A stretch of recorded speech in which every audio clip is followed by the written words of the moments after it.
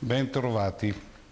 Molte volte mi sono chiesto perché da noi i populismi attecchiscono più che altrove. Perché Beppe Grillo esorta i suoi parlamentari a parlare alla pancia degli elettori?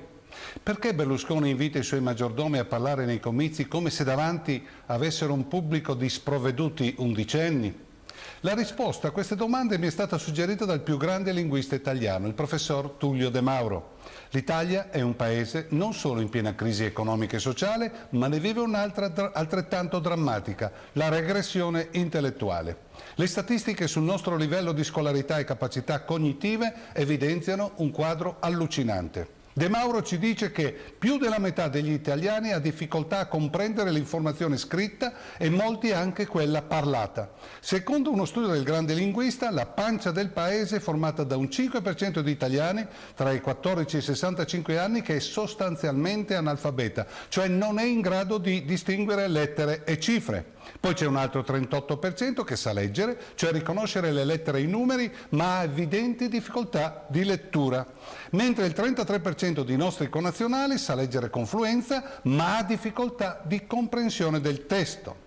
Di fatto abbiamo circa 3/4 degli italiani tra i 14 e i 65 anni che non riescono a comprendere concetti scritti semplici e rielaborarli in forma autonoma.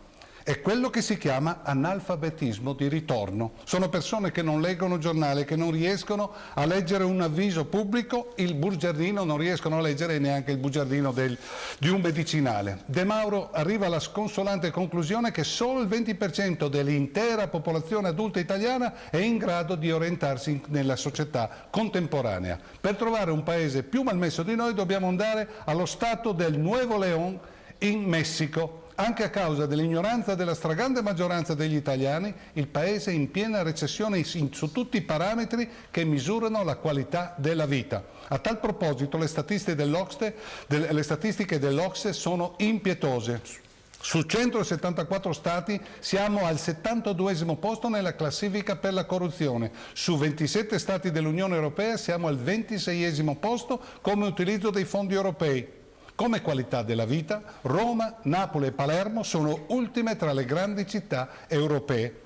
Nella alfabetizzazione e capacità aritmetiche siamo ultimi tra i paesi dell'OCSE.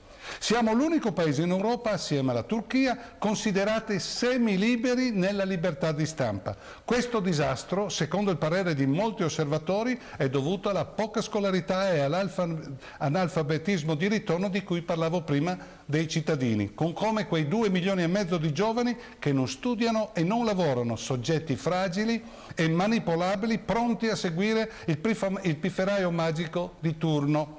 C'è un progetto politico dietro tutto questo disastro? Secondo me è una scelta ben precisa, voluta dalla nostra classe politica che vuole tenere la popolazione nell'ignoranza per renderla sostanzialmente incapace di conoscere i propri diritti ed avere una propria opinione autonoma. Un paese di cittadini rincretiniti da programmi televisivi demenziali, da dibattiti politici fatti apposta per non far capire nulla, impregnato di valori farlocchi, fa gioco a quei potenti che da anni stanno rincitrulendo e spolpando il paese sotto gli occhi di cittadini incapaci di capire ciò che gli accade attorno.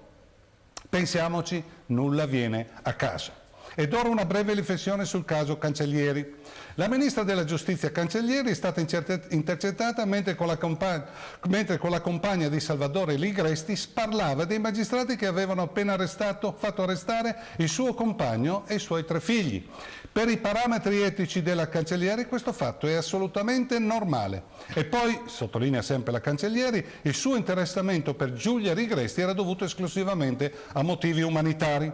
Probabilmente la ministra, quando fa queste affermazioni, si sta rivolgendo a quell'80% di italiani, a quella pancia che non ha i mezzi per comprendere queste mostruosità. Sono mostruosità. Ma se la Cancellieri fosse davvero sincera quando dice queste cose, invito i detenuti del carcere di Pordenone, che vivono una situazione di forte disagio per il sovraffollamento, di chiamarla al cellulare e chiederle un aiuto, visto la sua sensibilità umana. Sicuramente vi risponderà come ha già fatto con la moglie di Ligresti. Qualsiasi cosa posso fare, contate su di me, sono a vostra disposizione e certamente chiamerà chi di dovere per trovare un percorso umanitario anche per voi. Se non conoscete il numero del cellulare del Ministro, non abbattetevi, potete sempre richiederlo alla famiglia Rigresti. Ci vediamo giovedì prossimo.